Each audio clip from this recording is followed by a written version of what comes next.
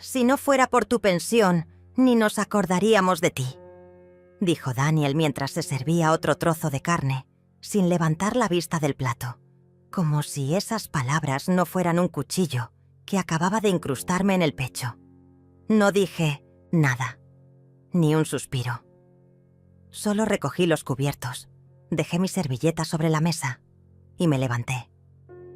Caminé con los pasos más lentos que pude hasta la habitación del fondo, la que ellos decían que era mía, pero que nunca dejó de sentirse prestada. Me senté al borde de la cama. El corazón me latía en los oídos. Afuera, las voces seguían. Irene reía. Olivia no dijo nada. No tenía por qué entenderlo todo. Era solo una niña. Pero yo vi cómo bajó la cabeza. Vi cómo dejó el tenedor en silencio. No me miró. No tuvo que hacerlo. Yo ya sabía que ella lo había sentido también. Cerré la puerta sin hacer ruido. Apagué la luz y esperé. No al sueño, porque esa noche no vendría. Esperé a que el resto de mi alma se rompiera en silencio. Retrocediendo en el tiempo, habría jurado que todo era normal.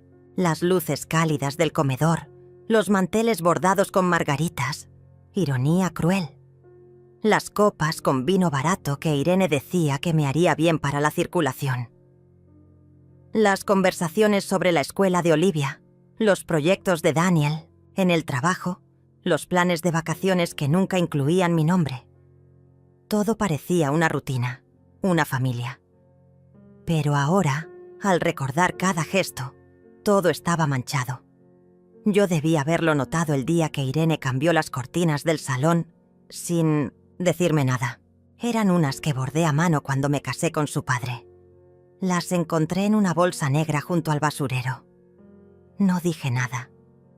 Me tragué el nudo en la garganta y lo justifiqué. Seguro estaban viejas, pero no era eso. Era una limpieza. Una sustitución. Me habían llevado a vivir con ellos diciendo que me cuidarían, que ya no tenía sentido vivir sola en esa casa grande, la casa que construí con Miguel, mi difunto esposo.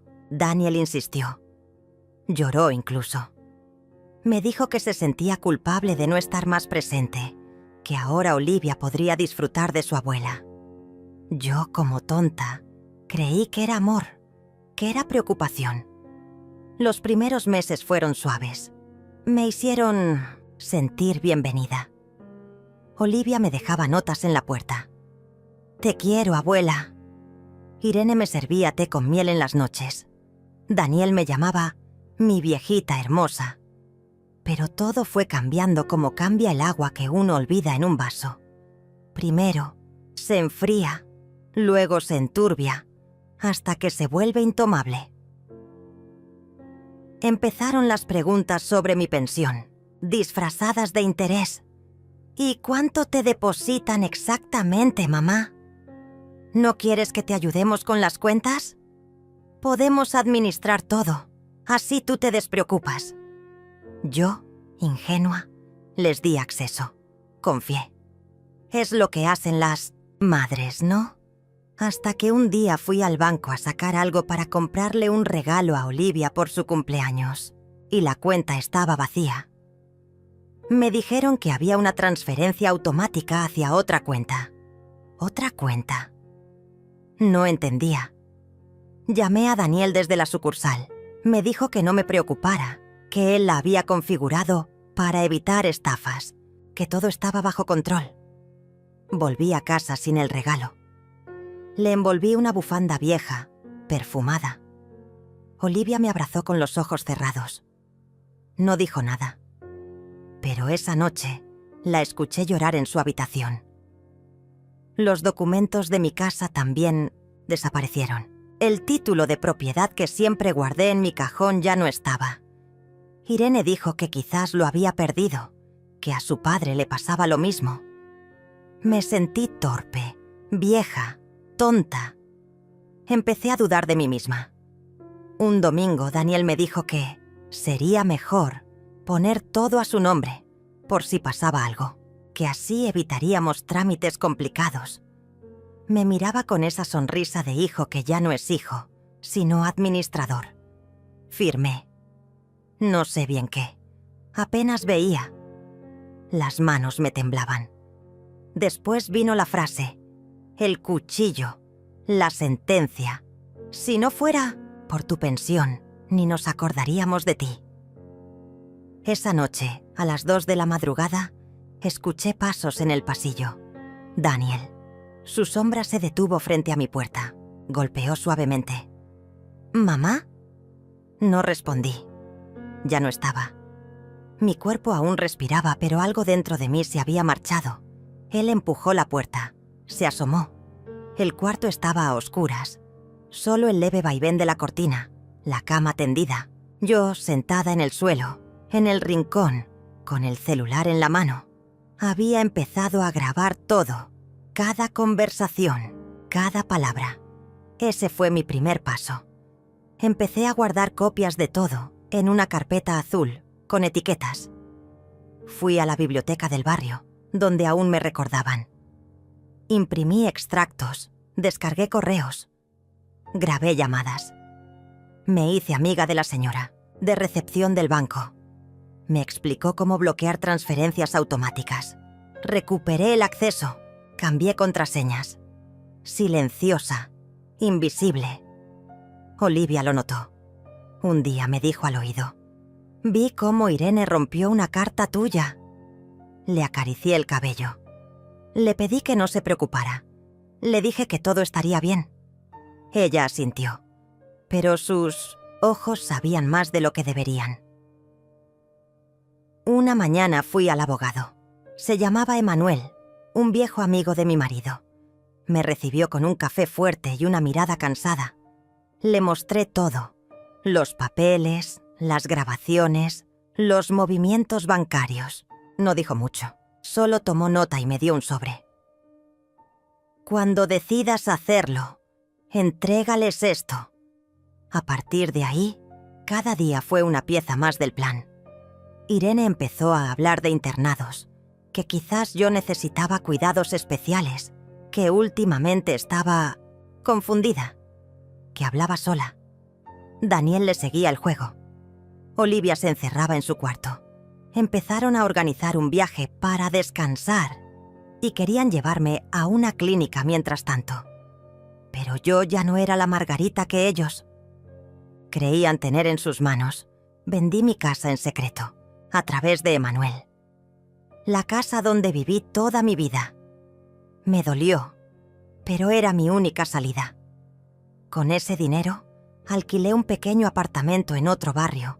Puse todo a nombre de un tercero y transferí mi pensión a una cuenta nueva. Preparé una maleta, solo lo esencial.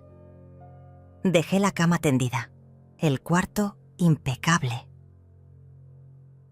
La noche en que planearon llevarme a la supuesta clínica, me levanté a las 4. Olivia estaba despierta. Me esperaba en la sala. Me abrazó sin decir palabra. ¿Te vas, abuela?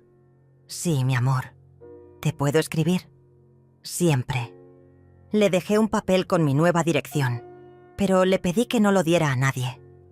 Me prometió que lo guardaría como un tesoro. Salí sin hacer ruido. El taxi me esperaba una cuadra más abajo.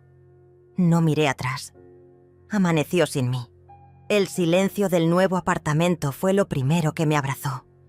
Era un lugar modesto, en un tercer piso sin ascensor, con ventanas grandes que daban a una plaza donde los niños jugaban por las tardes. Las paredes olían a pintura fresca y no había recuerdos colgados. Me senté en el suelo, abrí la maleta y coloqué con cuidado las pocas cosas que había traído. Una foto de Miguel joven, mi juego de té, 3 libros, una bufanda tejida por Olivia y la carpeta azul. No lloré. Solo me quedé quieta, como si mi cuerpo aún no creyera que finalmente me había apartado. Mi mente repasaba cada paso, cada frase de Daniel, cada sonrisa envenenada de Irene, cada vez que me miraron como si yo fuera una carga. Pero ahora ellos no sabían dónde estaba. No podían tocarme. Pasaron 3 días antes de que sonara el celular. Era Daniel. No atendí. Después, Irene. Luego mensajes. Al principio eran suaves. «Mamá, ¿estás bien? Volvé, por favor. Estamos preocupados.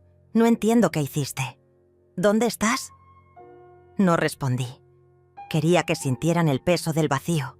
Quería que supieran cómo se siente desaparecer sin previo aviso. Tal como hicieron conmigo, pero de otra forma. Emocionalmente. Yo estaba ahí, en su casa, pero ya no me veían. Era una sombra que les traía dinero, una figura decorativa. Ahora solo quedaba la sombra del silencio que yo dejé detrás. El día 5, recibí una llamada de Emanuel. «Ya reaccionaron», dijo con su voz firme, sin necesidad de detalles. Yo asentí, aunque él no podía verme. Aquel mismo día, Daniel fue al banco. Quiso retirar dinero. Nada. Luego quiso acceder a mi cuenta. Bloqueada. Irene intentó comunicarse con la oficina de pensiones. Había cambiado de sucursal. Había contraseña nueva. Había filtros que ni ellos ni su arrogancia podían traspasar. No tardaron en publicar una foto antigua conmigo en redes sociales. Una imagen nuestra en la playa, de hace años, con un texto dramático. «Nuestra madre ha desaparecido. Por favor, si alguien la ha visto, contáctenos. Estamos destrozados». Miles de reacciones, comentarios de amigos suyos, gente que no sabía nada y les creía. «¡Qué horror! Espero que esté bien». Ella siempre parecía tan dulce. Fuerza, familia. Yo leía todo desde mi celular, con el corazón inmóvil. No comenté. No me defendí. No tenía que hacerlo. Guardé capturas. Grabé una pequeña nota de voz para Emanuel. Ya empezó la función. En paralelo, empecé a escribir. Cada día, una página. No para publicarla, sino para no olvidarme de los detalles. Las palabras que usaron, las formas en que se burlaron, cómo me trataron como una anciana inútil. Pero también para recordar a Olivia, su mirada triste, sus abrazos mudos, su lealtad silenciosa. Ella había visto todo, incluso sin entenderlo por completo. Una noche, mientras tomaba té junto a la ventana, recibí un mensaje de un número desconocido. Era una foto, la bufanda que le regalé, colgada en su silla. Debajo, una nota escrita, con su letra. «No me olvido de vos, Olivia». Mis ojos se humedecieron. No era tristeza, era gratitud. Ella era mi testigo, mi pequeña aliada, aunque no supiera cuánto. A la semana siguiente, Daniel me dejó un mensaje de voz. Su tono era distinto. No era el hijo lloroso de antes. Era el hombre furioso que ya no podía controlar la situación. «No, entiendo qué hiciste, mamá. Esto es absurdo. Estás enferma. Irene y yo estamos haciendo todo por ayudarte. Esto va a tener consecuencias legales. No podés hacer esto así». Apagué el celular. No necesitaba escuchar más. Volví a ver a Emanuel. Me ayudó a revisar los documentos de la venta de la casa y redactó un nuevo testamento. Esta vez dejé todo claro. Mis últimas voluntades, los movimientos legales, las pruebas archivadas. Si algo me pasaba, él sabría qué hacer.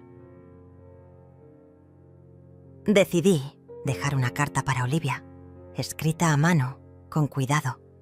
Le expliqué que no la había abandonado, que todo lo que hacía era para protegerme, para no convertirme en una sombra dentro de su casa.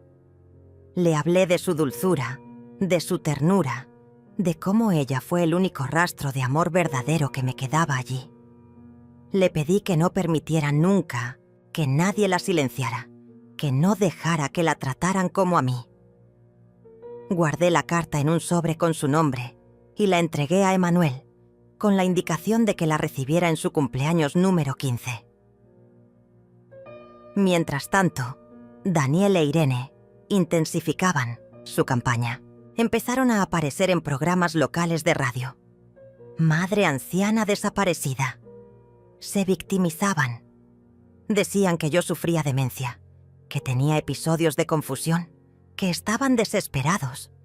Llegaron incluso a presentar una denuncia por desaparición involuntaria. Pero yo ya había previsto todo. Había avisado a la policía local sobre mi cambio de residencia. Presenté documentos que demostraban mi lucidez. Grabé un video explicando la verdad, con pruebas anexas. Emanuel se encargó de entregarlo a las autoridades en caso de que lo necesitaran. No podían tocarme.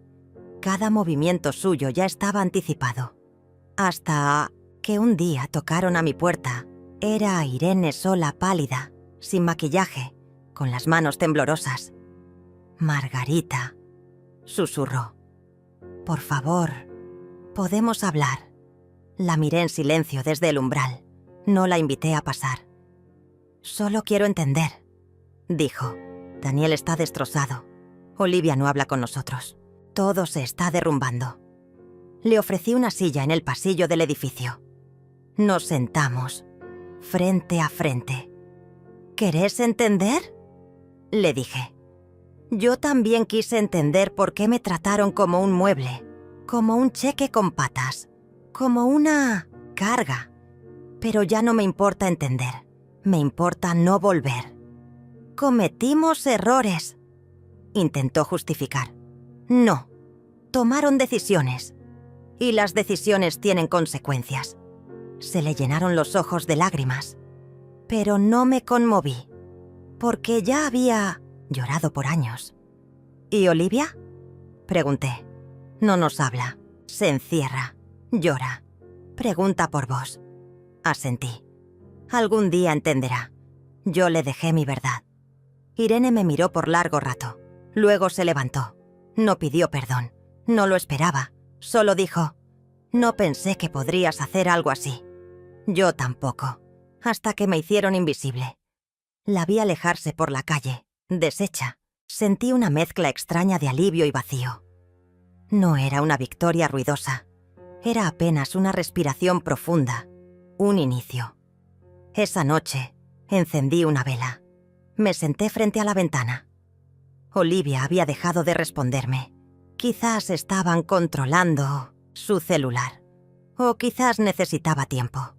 Yo podía esperar, porque esta vez tenía todo el tiempo del mundo. Me acostumbré al silencio. Al principio dolía. Después se volvió sagrado.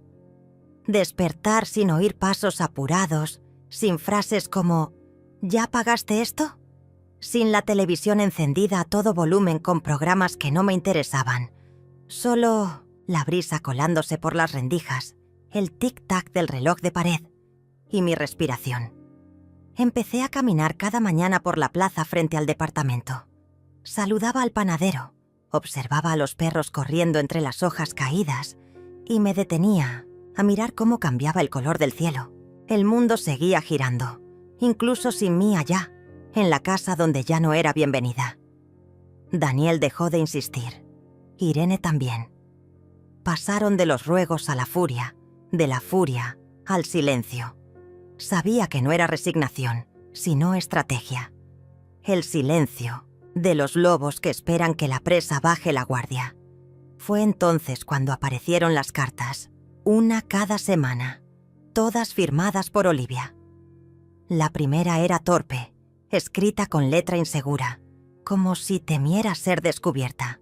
Abuela. «No sé bien. ¿Qué pasó? Mamá dice que estás enferma. Papá no quiere hablar.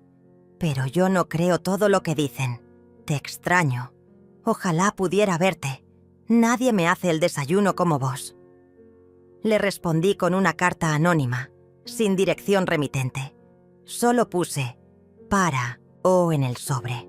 Le conté que estaba bien, que no estaba enferma, que a veces la verdad no grita, se susurra, que confiara en su corazón.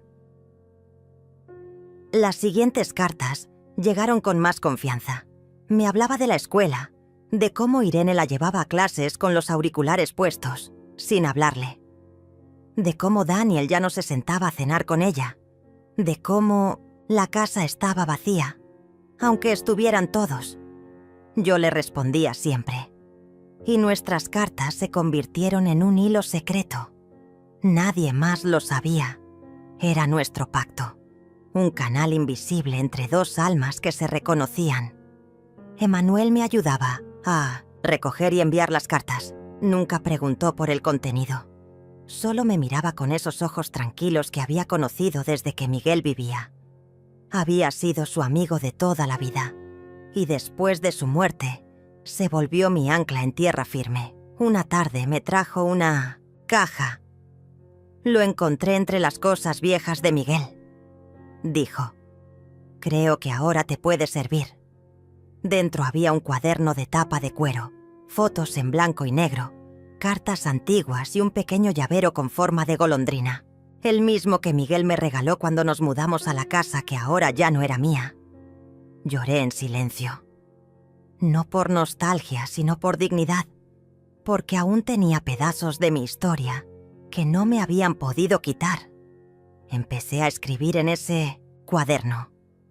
No solo lo que vivía, sino lo que recordaba. La primera vez que Daniel me dijo, te amo. La primera vez que Irene me sirvió café y me llamó mamá. La primera vez que Olivia me abrazó sin motivo. Y también la primera vez que noté el cambio. La rutina se quebró mucho antes de que yo lo notara.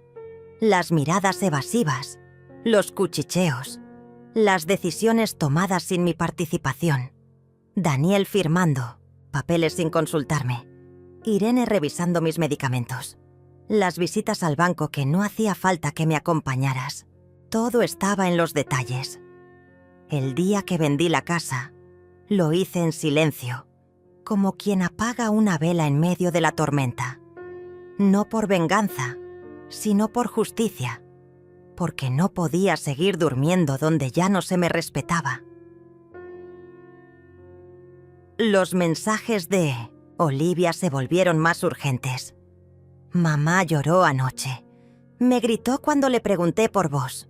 Dijo que te fuiste para siempre. Pero no les creo. Yo siento que estás cerca. Soñé contigo. Estábamos tomando té y vos reías. ¿Te extraño tanto? Quise buscarla, ir a verla, abrazarla. Pero sabía que eso pondría todo en riesgo. Si me veían, si descubrían mi paradero, podrían comenzar un nuevo ataque legal. Irene era astuta. Sabía manipular los relatos. ¿Y Daniel? Daniel tenía contactos, conocidos, poder. Yo era solo una anciana con papeles en regla. Así que me volví invisible, pero presente. En cartas, en recuerdos, en el aroma de la lavanda que aún guardaba entre las páginas del cuaderno. Le escribí a Olivia sobre Miguel. Le conté cómo se conocieron sus abuelos, cómo Emmanuel los acompañó en cada mudanza. Le dije que venía de una línea de mujeres fuertes y que un día ella también sabría tomar decisiones valientes.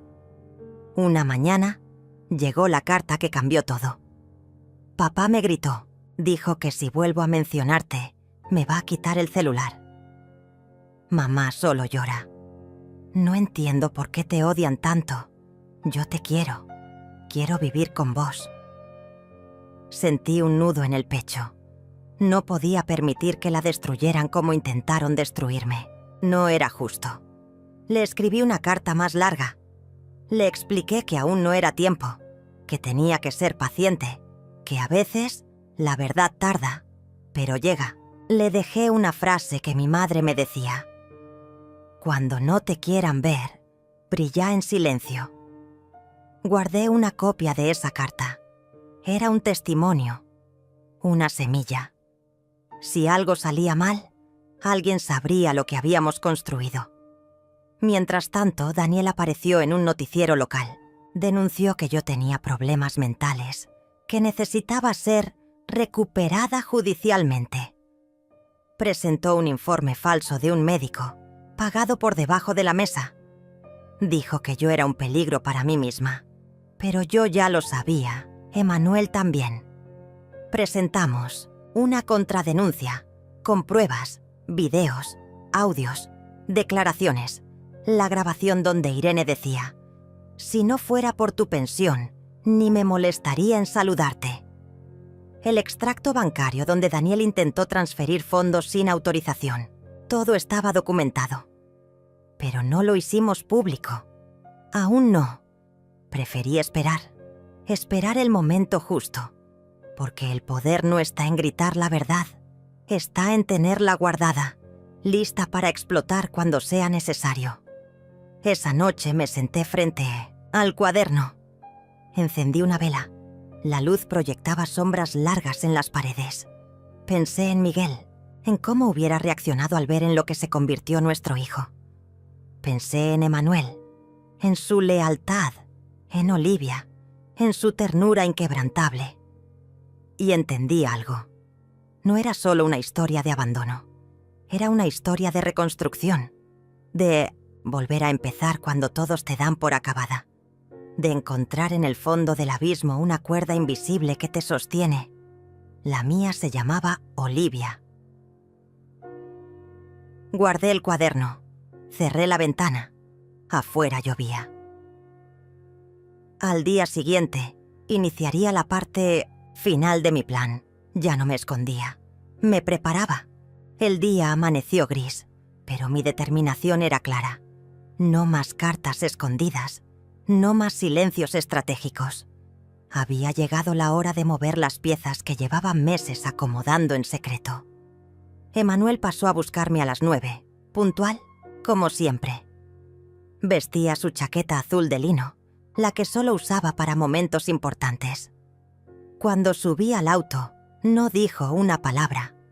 Me entregó un termo con café caliente y condujo en silencio, como quien escolta a una reina camino a la guerra. Fuimos directo al despacho del abogado. Habíamos preparado todo: documentos notariales, grabaciones, informes médicos legítimos, movimientos bancarios sospechosos y, sobre todo, el Nuevo Testamento. Había tomado la decisión hacía semanas, pero firmarlo era otra cosa. No se trataba solo de cambiar un papel. Era borrar un apellido, una línea de sangre, una historia compartida. Pero esa historia se había podrido. Ya no podía seguir premiando el desamor con herencias. Tomé la pluma con la mano firme. Le pedí al abogado que me dejara sola unos minutos. Me quedé mirando la hoja en blanco, con las palabras impresas listas para recibir mi firma. Pensé en Daniel, en su risa de niño, en cómo se aferraba a mi pierna cuando tenía miedo, en sus dibujos con crayones donde siempre aparecía una casa y un sol enorme. Pensé en lo que habíamos sido y en lo que él eligió ser. Firmé Daniel y Irene, quedaban fuera de todo. Ni propiedades, ni cuentas, ni objetos. Todo pasaría a una fundación de apoyo a mujeres mayores desplazadas por violencia familiar y una cláusula especial. Si Olivia alcanzaba la mayoría de edad sin haber repetido curso y sin antecedentes legales, recibiría la casa que yo había comprado en secreto en un barrio tranquilo, lejos de la ciudad. Salimos del despacho con los papeles en mano. Emanuel me miró con orgullo. Ahora sí, Margarita. Nadie podrá decir que no sabías lo que hacías. Esa misma tarde, cambié mi número de teléfono. Cerré mis redes sociales. Di de baja mi cuenta bancaria principal. Abrí una nueva en una sucursal distinta. Eliminé toda pista. Me volví humo. Solo Emanuel y el abogado sabían dónde estaba. Y Olivia, a través de cartas codificadas, comenzó a recibir pequeñas señales. Le envié un sobre con hojas secas de lavanda y una nota. Donde huele a paz, estoy yo. Semanas después, llegó otra carta suya. Papá y mamá están raros. Hablan en voz baja. Creo que descubrieron algo. Pero no saben dónde estás. Me preguntan si sé algo. Yo finjo. Me hago la tonta. Pero guardo tus cartas en una caja bajo mi cama.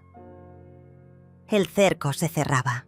Irene había publicado un video en redes llorando, diciendo que yo la había abandonado, que necesitaban ayuda para encontrarme.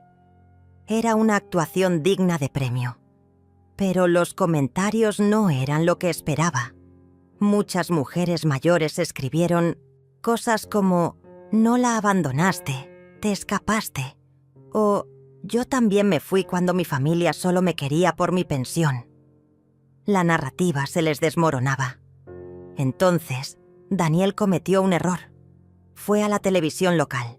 Dio una entrevista, mostrándose preocupado. Dijo que yo estaba confundida, que me manipulaban, que temían por mi bienestar. Mostró fotos mías antiguas. Y cuando le preguntaron por qué no tenía denuncias formales, se contradijo. Esa entrevista fue mi señal. Emanuel me ayudó a editar un video. No fue dramático. No lloré. No grité. Solo hablé. Frente a la cámara, sentada en mi cocina, con una taza de té y el cuaderno de Miguel a mi lado, conté mi historia, cronológicamente, sin adornos, con fechas, con pruebas. Mencioné los documentos, las grabaciones, las cartas de Olivia. Mostré fragmentos, audios, capturas, pero lo más fuerte fue el final. Saqué del cuaderno una carta escrita por Miguel antes de morir. Nunca la había leído en voz alta. Si alguna vez Daniel olvida quién sos, recórdale que fuiste la que se levantó 1000 veces por él. Y si no lo recuerda, entonces déjalo ir. Porque ningún hijo vale más que tu dignidad. Cerré el cuaderno. Miré a la cámara y dije, no me fui, me liberé y no volveré. Publicamos el video desde una cuenta nueva, vinculada a la fundación que había creado. En menos de 24 horas se volvió viral. Miles de mujeres compartieron sus propias historias. Hubo medios que intentaron contactar a Daniel. Él se encerró. Irene borró sus redes. Olivia me escribió. Vi tu video. Lloré. No sabía que tenías tanta fuerza. Sos mi heroína. Yo también lloré. Pero por dentro. Porque sabía que por fin había roto el ciclo. Una mañana recibí una última carta de Olivia. Mamá quiere que vea a una psicóloga. Dice que estoy obsesionada con vos. Papá ya no me habla. Yo solo quiero estar donde se pueda respirar. Decidí escribirle una carta más. La última. Le dije que un día, cuando todo esto pase, podríamos sentarnos en el jardín de mi nueva casa. Que prepararía galletas como antes. Que le guardaría el cuaderno. Que si ella quería, lo seguiríamos escribiendo juntas. Le adjunté una copia de la escritura de la propiedad. No era oficial, claro, pero tenía su nombre escrito al final, para que supiera que el futuro no estaba perdido. Guardé la carta en el sobre. Fui a caminar al parque. El viento soplaba fuerte, pero yo estaba firme, porque ahora, por fin, sabía quién era. Y eso ni Daniel, ni Irene, ni nadie podía quitármelo. Volverme invisible fue fácil. Mucho más fácil de lo que había imaginado. Lo verdaderamente difícil fue resistir la tentación de mirar atrás. Hubo noches en las que mis manos temblaban por el impulso de llamar a Olivia, de enviarle una nota, más, de comprobar si Daniel seguía intentando usar mi nombre para obtener acceso a mis cuentas. Pero me obligaba a respirar, a recordar por qué había tomado cada una de esas decisiones. El silencio era mi única protección. Emanuel venía a verme cada 2 o 3 días. A veces no hablábamos de nada. Otras me traía noticias. En una de esas visitas me entregó un sobre manila. Lo dejó sobre la mesa sin decir una palabra, como si pesara más que lo que parecía. ¿Qué es esto?, pregunté, aunque ya lo intuía. Las copias de los documentos que Daniel presentó en la oficina de asistencia social. Dijo que te estaba cuidando, que vivías con él, que necesitabas seguir recibiendo tu pensión. Falsificó tu firma. Sentí que el suelo se inclinaba ligeramente. No era sorpresa, era confirmación. Daniel había ido más lejos de lo que imaginé. Ya no era solo desamor, era fraude, era delito. Tomé los documentos con cuidado. Reconocí la firma, o más bien, la imitación, de mi letra. Hasta había incluido una copia falsa de mi cédula. La foto era vieja, el fondo blanco mal recortado, un montaje barato.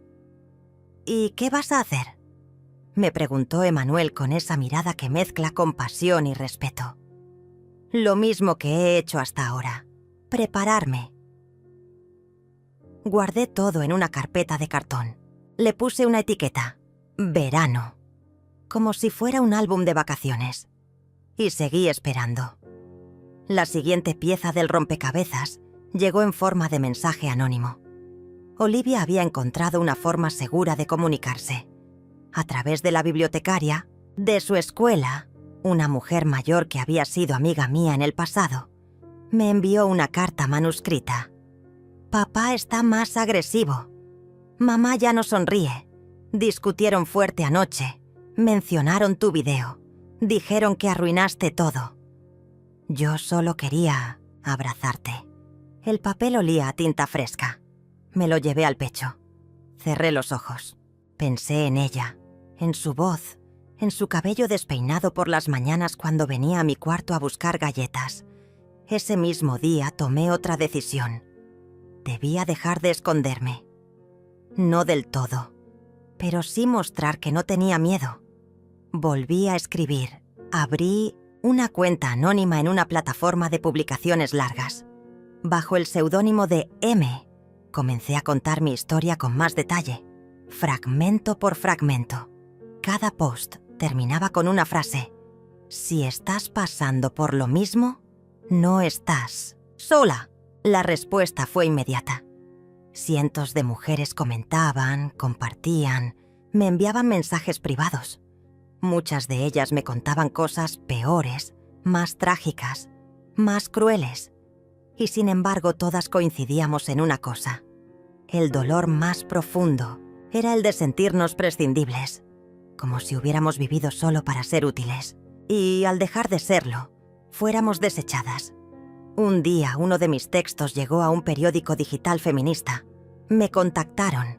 Querían publicarlo como columna fija. Dije que sí, pero con una condición: nunca revelar mi nombre. Firmé como la que se fue. Y cada semana mi voz resonaba entre líneas.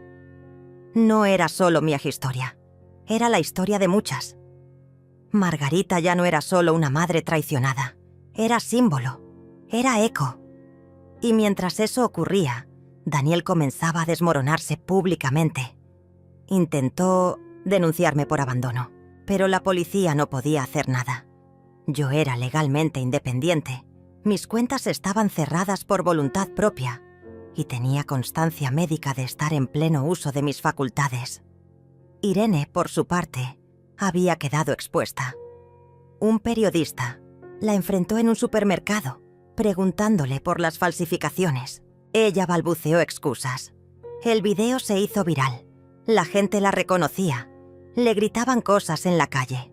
Entonces llegó la amenaza. Un sobre sin remitente. Papel grueso, doblado en 4. Si no paras, vamos a contar la verdad sobre vos. Reí. Era tan patético, tan infantil. No había nada que pudieran decir de mí que no estuviera ya dicho.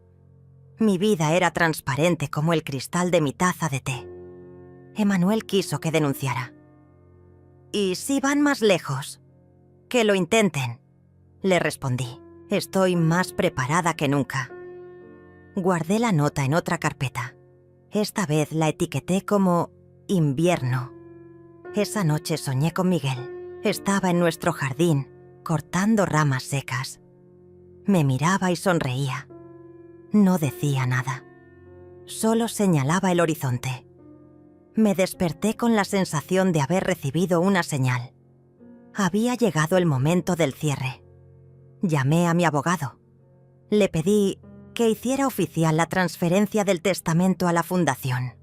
que notificara a las autoridades sobre el intento de fraude con mi pensión y que iniciara un proceso de restricción legal contra Daniel e Irene. No por venganza, por justicia, Díaz. Después recibí una carta del Ministerio de Bienestar Social. Me pedían una reunión presencial para ratificar los documentos. Fui. Llevé todo. Grabaciones, firmas reales y falsas, el video, la carta de Olivia, las columnas. La mujer que me atendió tenía el rostro tenso al principio, pero a medida que Saa hablaba, sus ojos comenzaron a humedecerse. Mi madre vivió algo parecido, pero nunca tuvo tu fuerza. No supe qué decir. Solo le tomé la mano. A las 2 semanas, Daniel fue notificado. El Estado cancelaba todos los beneficios recibidos en mi nombre y lo citaban a declarar. No vino a buscarme, no me llamó, no escribió. Su silencio fue el único acto de decencia que tuvo. Irene sí intentó contactarme. Me dejó una carta bajo la puerta del despacho del abogado. No lo hice por dinero, lo hice por miedo. Pensé que si te ibas, nos quedaríamos sin nada. Perdón, de verdad, no la respondí. Perdonar no era lo que necesitaba. Necesitaba sanar. Y eso, ya lo estaba haciendo. Empecé a tomar clases de cerámica, a caminar descalza por el jardín, a leer novelas románticas sin culpa, a reírme sola. Una tarde, mientras pintaba una maceta, sonó el timbre. Era Emanuel. Traía una caja. Me llegó esto en la casa. Es para vos, de Olivia. Abrí con manos temblorosas. Dentro había un cuaderno, uno nuevo. En la primera página, escrito con su letra. Abuela, ¿seguimos escribiendo? Las lágrimas me nublaron la vista. Cerré los ojos. Respiré hondo. Miguel estaría orgulloso. Guardé el cuaderno de Olivia con un cuidado reverencial, como si contuviera algo más que palabras. Era una promesa, un hilo de luz extendido entre nosotras, a pesar de todo el daño, de toda la distancia, del silencio impuesto por la vergüenza y el miedo. Me llevó horas decidir cómo responderle. No quería escribir solo por impulso, quería escribir con verdad, como siempre lo habíamos hecho. Esa noche me senté frente a la ventana del estudio, con una taza de té de menta, el mismo que a Miguel le gustaba tomar después de la cena. Abrí una libreta idéntica a la suya. En la primera página, escribí, con letra pausada: Querida Olivia, estoy lista para volver a escribir contigo, pero esta vez lo haremos desde la verdad. Yo ya no soy la misma, y tú tampoco deberías serlo. Pasé el día siguiente sin salir de casa. Había algo en el aire, una calma contenida, como si las paredes mismas supieran que el fin de esta historia se acercaba. Emanuel apareció al anochecer. Llevaba un saco de lana y traía pan caliente bajo el brazo. Siempre llegaba con algo en las manos. Era su forma de decir: estoy aquí, sin palabras. ¿Sabes que Daniel fue citado de nuevo por el tribunal?, dijo mientras servíamos el pan con manteca. Asentí. Y no fue. Me miró con expresión grave. Están evaluando enviar una orden de comparecencia. Debería haberlo previsto. Él no enfrenta nada que no pueda manipular, hasta ahora. Emanuel dejó el cuchillo sobre la mesa con un leve golpe. Y sin embargo, no te siento contenta. ¿Qué pasa? Lo miré a los ojos, intentando poner en palabras lo que me carcomía el pecho desde hacía días. No quiero que Olivia cargue con todo esto. No quiero que la arrastren a este lodazal. Aún tiene tiempo de crecer sin el resentimiento que me consume a mí. Emanuel asintió despacio. Luego me tomó la mano. Entonces tendrás que enseñarle cómo se sale de él. Los días siguientes transcurrieron con lentitud, como si el mundo se moviera más despacio para darme margen de respirar. Mientras tanto, el escándalo comenzaba a florecer en el mundo digital. Las columnas que escribía bajo el nombre La que se fue se compartían por miles. Aparecían comentarios que claramente eran de conocidos míos, aunque usaban seudónimos también. Esta historia me suena demasiado familiar. Yo estuve en esa cena. Recuerdo la tensión. No sabía que los hijos podían ser tan crueles. Incluso comenzaron a aparecer versiones distorsionadas de mi historia, en videos, dramatizaciones y hasta podcasts. Me buscaban para entrevistas. Me ofrecían dinero por contar quién era. No acepté ninguno. Quería que lo que quedara no fuera mi rostro, sino mi silencio, mi dignidad, la forma en que decidí desaparecer no como víctima, sino como arquitecta de mi libertad. Una tarde, Emmanuel trajo malas noticias. Tu hijo ha intentado usar a Olivia para obtener apoyo. Dijo que estaba sufriendo bullying por tu culpa, que la abandonaste, que querías usarla para volverte famosa. ¿Y alguien le creyó? No muchos, pero la gente ama una historia trágica. Ya sabes cómo es esto. Me encerré en el baño y lloré, no por mí, por Olivia, porque sabía que su vida, su colegio, sus amistades, todo se volvería una jaula. Y ella no merecía eso. Esa misma noche le escribí otra carta. Querida Olivia, si en algún momento sientes que el mundo te aplasta por lo que yo hice, no te defiendas. Solo recuerda que tú también puedes elegir quién quieres ser. Yo elegí no ser más lo que otros necesitaban. Tú puedes hacer lo mismo. La sellé. La envié con Emmanuel. Pasaron semanas. Irene fue despedida de su trabajo. Daniel dejó de aparecer en redes. Había rumores de que habían vendido la camioneta y que estaban considerando mudarse a otra ciudad. Pero yo no me aferré a eso. No era la ruina de ellos lo que me importaba. Era mi paz, mi renacimiento. Un mediodía soleado.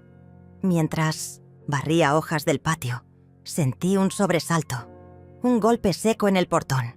No era el timbre, era un puñetazo. Me asomé con cuidado. Era Daniel. Estaba más flaco, la barba desprolija, los ojos hundidos.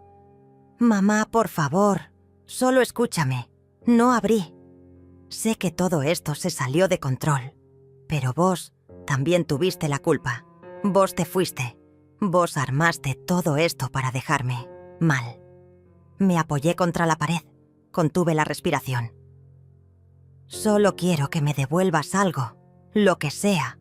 No me dejes sin nada. Es tu culpa que ahora nadie me crea. Quise responder. Quise gritarle que nunca le había quitado nada, que se había quitado todo él solo. Pero no lo hice. Esperé en silencio. Después de un rato se fue. Dejó una hoja arrugada bajo la puerta. Era una fotocopia del acta de nacimiento de Olivia, con una nota escrita a mano. Ella también es tu sangre. No te olvides. Eso sí me hizo temblar. Subí al cuarto. Abrí el cajón donde guardaba las cartas de Olivia. Las leí una por una. En ninguna había odio. En ninguna me reclamaba nada. Solo amor. Preguntas. Deseo de cercanía. Volví a escribir. Olivia, a veces los adultos usamos tu nombre como arma. Perdón. Por eso, nadie debería hacerlo. Tú eres más que nuestra historia. Tú eres tu propia historia. El tiempo pasó. Daniel fue citado por el juzgado de nuevo. Esta vez compareció. Aceptó firmar un acuerdo donde renunciaba a cualquier reclamo legal sobre mí o mis bienes. Fue la última vez que supe de él. Irene se fue con Olivia a casa de una tía en otra provincia. Dicen que empezó a trabajar en una biblioteca. Me gusta imaginarla entre libros, tal vez encontrando respuestas. Olivia me envió una última carta antes de irse. Abuela, cuando crezca, quiero ser como vos. No por lo que sufriste, por cómo te reconstruiste, por cómo te callaste cuando todos gritaban y por cómo escribiste mientras otros destruían. Lloré, pero ya no de dolor. Eran lágrimas limpias, nuevas. Emmanuel vino esa noche con una botella de vino. «Lo lograste», dijo mientras brindábamos en el patio. «¿Qué cosa? Volver a ser dueña de tu historia». Miré el cielo. Había estrellas, pocas pero nítidas. Pensé en Miguel, en su forma de mirar el fuego, en su voz calma, en cómo me decía que la vida era más que la sangre, que había vínculos que no nacían del cuerpo, sino del alma. Esa noche dormí sin sobresaltos y soñé con algo que no había sentido en años: libertad. Aquel amanecer fue distinto. Me desperté antes que el sol asomara por el horizonte, con la mente clara y una decisión firme latiendo en el pecho. Abrí la ventana del cuarto y dejé que el aire fresco entrara como una promesa. Había llegado el momento. Todo lo que había callado, lo que había planificado en silencio, comenzaba a tomar forma real. No quedaba espacio para el miedo. Encendí la vieja cafetera de hierro fundido, la que Miguel me había regalado en nuestro 10º aniversario. Mientras el aroma a café llenaba la cocina, abrí la caja fuerte oculta detrás del armario empotrado. Dentro, además de documentos legales y un par de cartas viejas, estaba el contrato de compraventa del departamento de la playa. Ese lugar que nadie en la familia recordaba ya, excepto yo. Había comprado ese pequeño refugio con mi pensión, en secreto, muchos años antes. Mientras Daniel y Irene se burlaban de mis caprichos de vieja, yo invertía en mi libertad. Era un apartamento modesto, en un pueblo costero donde el tiempo parecía haberse detenido. Nadie sabía que existía, ni siquiera Olivia. Lo había puesto a nombre de Miguel, en vida, y tras su muerte, legalmente había pasado a mí, sin testigos, sin rastros en redes, sin intromisiones. Era mi escape. Y ahora sería mi nuevo hogar. Ese mismo día llamé a Emmanuel. «¿Estás lista?», preguntó sin rodeos. Apenas escuchó mi voz. Más que nunca. Pasó por mí por la tarde. En el maletero de su auto guardamos 3 maletas. Una con ropa, otra con libros y papeles, y la última con objetos pequeños pero esenciales. Un reloj de pared, mi máquina de escribir portátil, la caja de cartas de Olivia y una foto de Miguel, en blanco y negro, donde sonreía con una ternura que dolía. Antes de irnos, dejé sobre la mesa del comedor una carta, sellada, con el nombre de Daniel en el sobre. No era una despedida, era una notificación, una que no esperaba recibir con cariño. «Daniel, esta casa ya no es tuya. Tampoco es mía. Es del pasado. La vendí. No me busques. No reclames. Todo está legalmente cerrado. Lo único que te dejé fue el silencio. Ojalá lo sepas aprovechar». Y me fui, sin mirar atrás. El camino hacia el pueblo fue largo. El atardecer teñía de rojo los campos y Emmanuel conducía sin apuro. No hablábamos mucho. No hacía falta. El silencio entre nosotros se había convertido en una forma de entendimiento. Al llegar al edificio del apartamento supe que había elegido bien. El lugar olía a sal, a madera vieja, a galletas horneadas en casas ajenas. Me recibió una vecina, anciana, que no preguntó nada. Solo me ofreció una bolsa de pan recién hecho y me deseó buenas noches. Emmanuel subió conmigo hasta el 3er piso. Me ayudó a poner las maletas dentro, revisó que las cerraduras funcionaran bien y antes de irse, me abrazó. «No dejes que nadie vuelva a escribir tu historia sin tu permiso», me dijo al oído. Y se fue. Esa noche dormí con la ventana abierta, escuchando el mar. Pasaron 2 semanas. Durante ese tiempo me dediqué a limpiar, a ordenar, a redescubrir. Volví a escribir. No sobre el dolor, sino sobre el silencio, sobre las mujeres que desaparecen para poder existir. No tenía conexión a internet, ni teléfono, solo un pequeño radio portátil, y eso era suficiente. Una mañana, mientras tomaba té de jazmín en el balcón, Vi que un sobre había sido deslizado por debajo de la puerta. Era una carta, sin remitente. La reconocí antes de abrirla. Era de Olivia. Abuela. Mamá no sabe qué. Te escribo. Estoy bien. Extrañándote. A veces me siento vacía sin vos, pero también entiendo por qué te fuiste. Solo quería que supieras que yo también elegí, y elegí no convertirme en lo que ellos quieren. Te amo. Mis ojos se llenaron de lágrimas, pero no lloré. No esa vez. Esa vez solo sonreí. En la ciudad, mientras tanto, el caos crecía. Daniel y Irene intentaron volver a entrar en la antigua casa, pero ya estaba vendida. Los nuevos dueños tenían las escrituras, los papeles, todo en regla.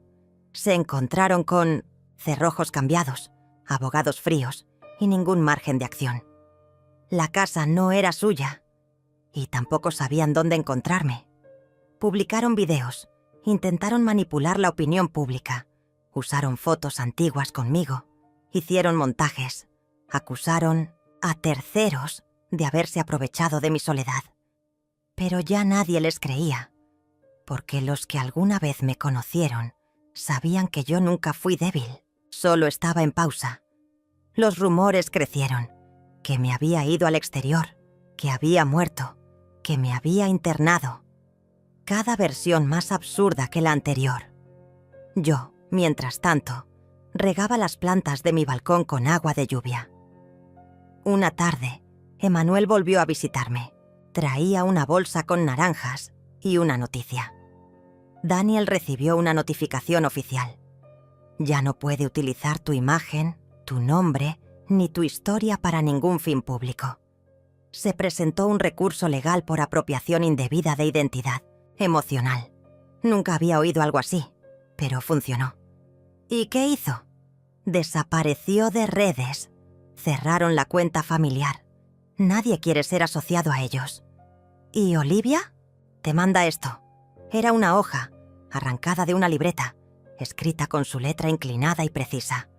Algún día, cuando todo esto se calme, me gustaría visitar ese lugar donde ahora vivís.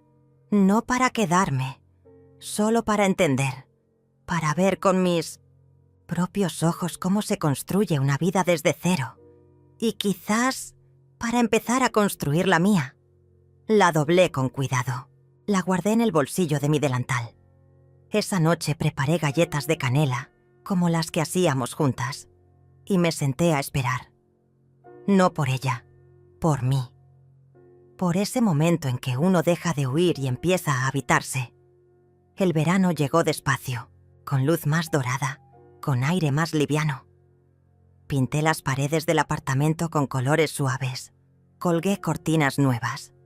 En la mesa del comedor puse un florero con jazmines. La casa respiraba. Una mañana, mientras barría el pasillo común del edificio, una niña del tercer piso me preguntó si yo era escritora. Le respondí que no exactamente, que solo contaba lo que nunca me dejaron contar. «¿Entonces sos una contadora de secretos?», dijo ella riendo.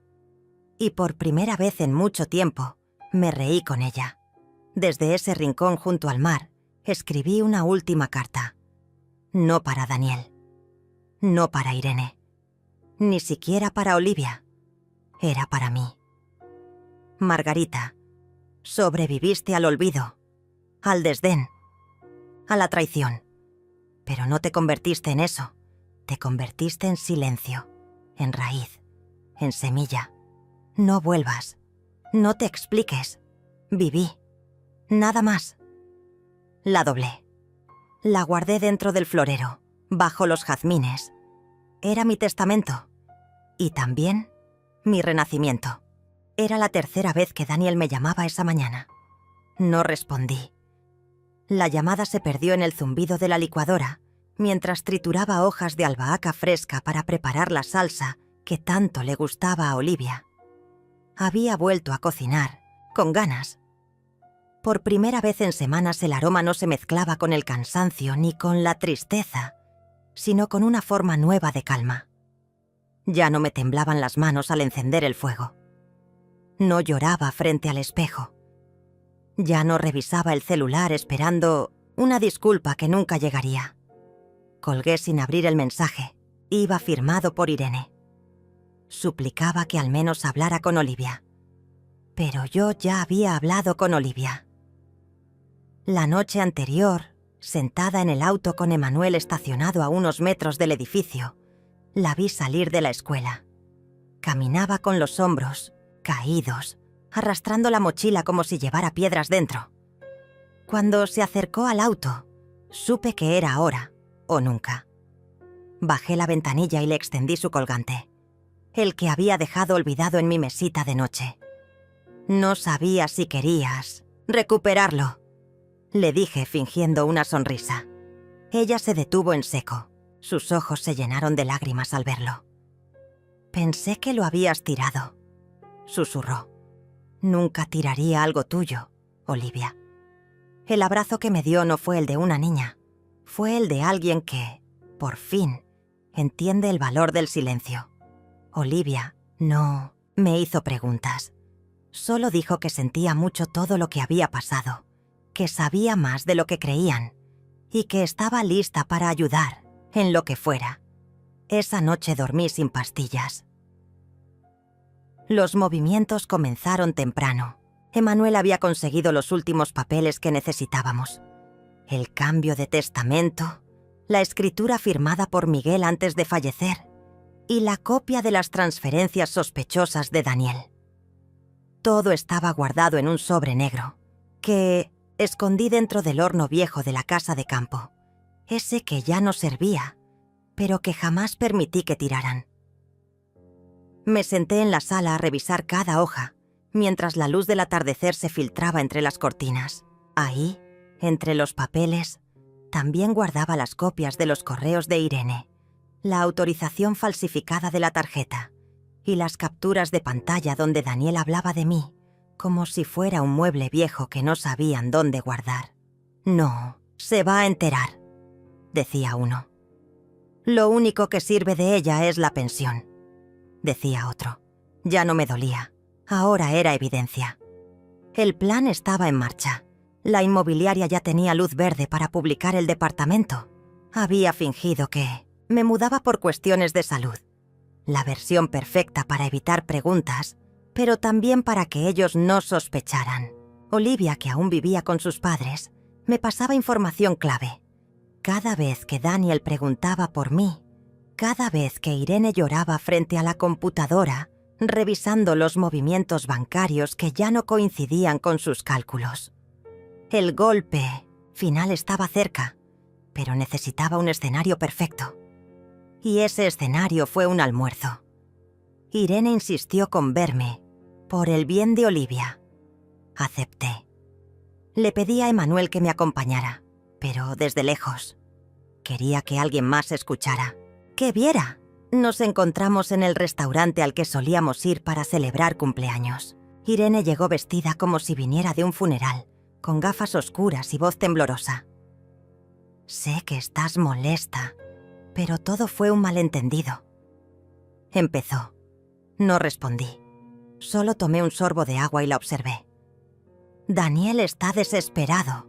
No duerme, no come.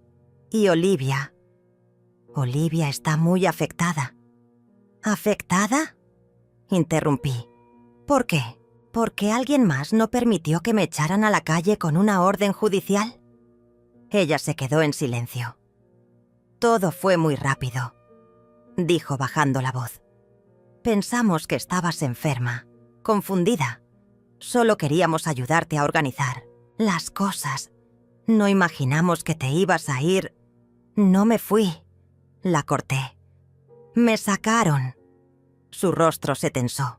Movió la servilleta como si buscara refugio en ese gesto inútil. «Daniel quiere enmendar esto. ¿Y cómo piensa hacerlo?» «Hablamos con un abogado. Podríamos firmar un acuerdo. Podrías volver al departamento, al menos hasta que... Bueno, hasta que se acomode todo». Solté una pequeña risa. No por burla, sino por la ironía. Ya no es su departamento, le dije. Lo vendí. Irene parpadeó varias veces. Pensó que había escuchado mal. ¿Qué? Vendí el departamento. Hace 2 semanas. La escritura ya fue firmada. Me mudé. Y no solo eso. Abrí el sobre que había traído. Aquí están los documentos que prueban todo lo que ustedes hicieron. La falsificación de firmas, el uso indebido de mi cuenta, los correos, todo. Sus labios se movieron, pero no emitió sonido. Tomó el sobre con las manos temblorosas. Esto no puede ser. Puedes quedártelo. Ya hice las copias necesarias. Y también informé al banco, a la policía y a mi abogado. Pero no vine a amenazar. Vine a dejarte esto. Le entregué una carta.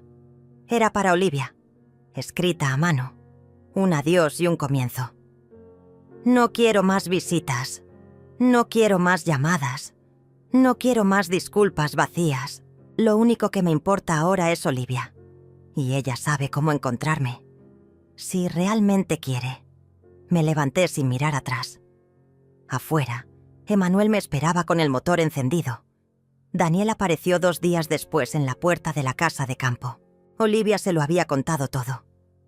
Dijo que necesitaba hablar, que merecía una oportunidad. Me escondí tras la cortina, en silencio. Lo vi golpear la puerta, gritar mi nombre, prometer que no sabía lo que hacía. Emanuel salió al porche y le pidió que se fuera. «Ella no está sola», le dijo firme, «y no necesita volver a lo que ya sanó». Daniel se fue. O eso pensé, porque volvió esa misma noche, esta vez con Irene. Gritaron, suplicaron, hasta amenazaron con llamar a la prensa. Pero yo ya no era la misma mujer que un día guardó los cubiertos y se encerró a llorar. Ya no. Ahora soy la mujer que vendió su silencio para recuperar su paz. No lloré. Solo cerré la puerta. Ese fue el último sonido que escucharon de mí en esa casa. La cerradura giró como una sentencia tranquila. Daniel aún gritaba desde el pasillo, furioso, humillado, como un niño que acababa de perder su juguete preferido.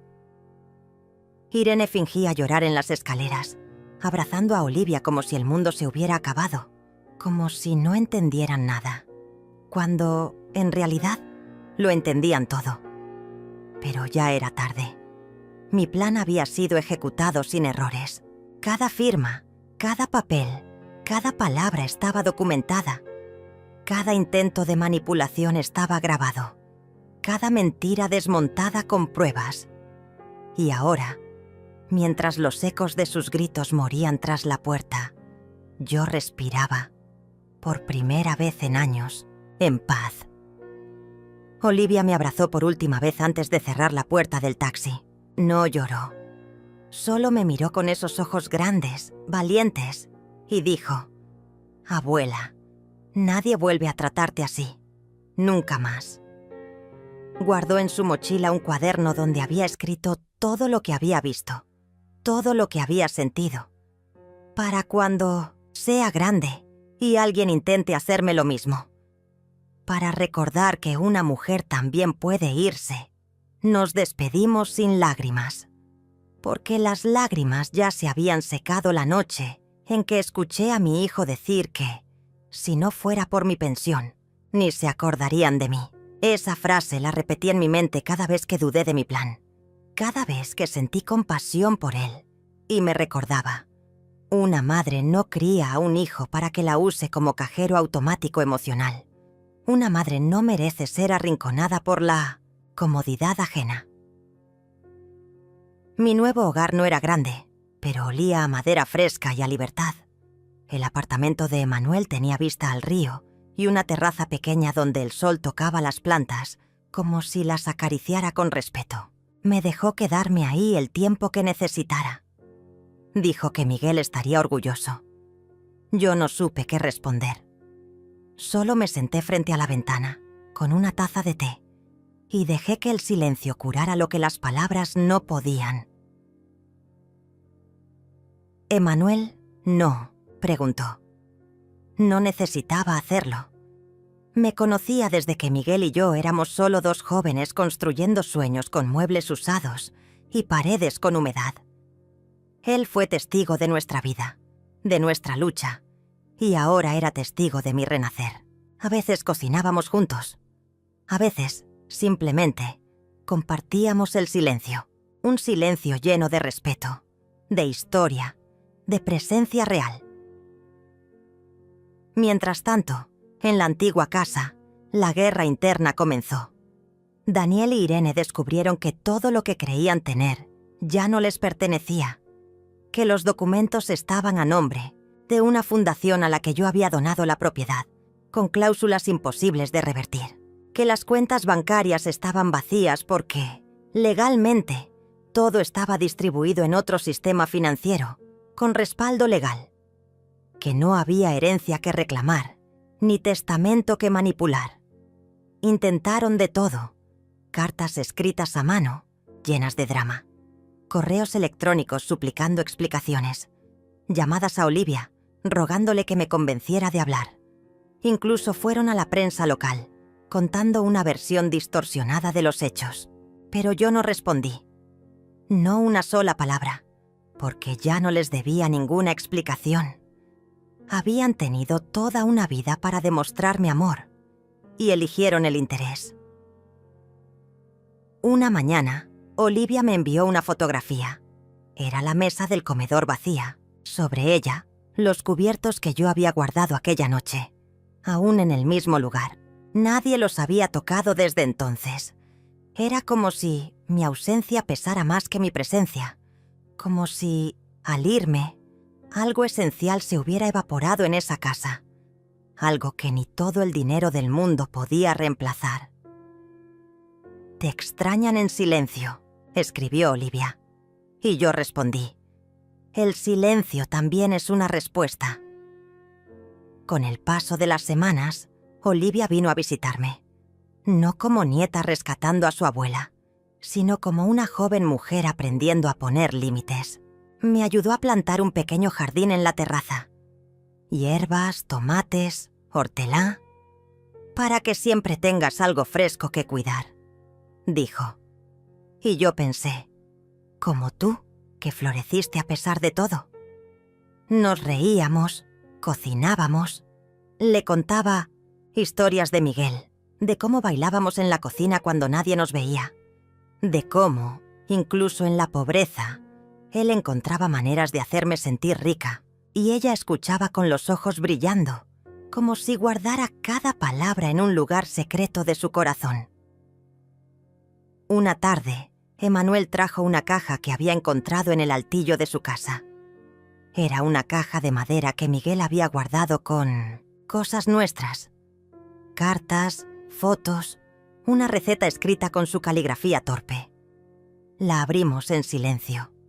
Entre las cosas había un pequeño reloj de bolsillo que ya no funcionaba, pero que aún marcaba las 2:03, la hora exacta en que, aquella noche, Daniel golpeó mi puerta y encontró el cuarto vacío. Tomé el reloj y lo dejé sobre la repisa de la ventana, como un símbolo, porque en esa hora, exacta y eterna, yo había dejado de ser la mujer invisible de esa casa y me había convertido en la autora de mi propia historia. Con el tiempo, dejé de contar los días. No esperaba una disculpa, no necesitaba una reconciliación. Mi victoria no estaba en verlos sufrir, sino en no necesitar que sufrieran para yo sentirme libre. A veces, los fantasmas del pasado golpeaban mi memoria.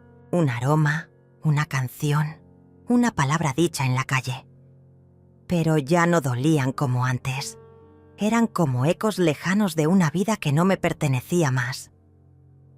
Daniel e Irene siguieron con sus vidas, o eso me dijeron. Nunca más intentaron contactarme directamente. Olivia los veía de vez en cuando, pero siempre ponía límites. Yo tengo claro quién estuvo y quién no, y no permito que me confundan. Una noche, mientras tomábamos té, Olivia me preguntó si me arrepentía de algo. Pensé durante varios segundos. Luego respondí, solo de no haberme ido antes. Pero supongo que incluso las raíces más fuertes necesitan tiempo para entender que ya no están en su tierra. Ella sonrió, y brindamos con las tazas, como dos sobrevivientes que entendieron que la vida no se trata de ser fuerte, sino de saber cuándo soltar. La casa donde vivía con Miguel fue demolida por la fundación. En su lugar, construyeron un centro de acogida para mujeres mayores sin familia. En la entrada hay una placa que dice: «Aquí nadie será invisible, y aunque no lleva mi nombre, lleva mi historia». A veces paso por allí, sin entrar, solo para ver a las mujeres riendo en el jardín. A veces una me saluda. No saben quién soy, pero yo sé quién fui, y eso basta. Mi historia no terminó con un grito, ni con una venganza. Terminó con un té caliente, una planta de hortelã creciendo en una maceta, y un reloj detenido en la hora exacta en que decidí que mi dignidad no era negociable. Nunca más volvieron a pronunciar mi nombre en vano. Yo nunca más volví.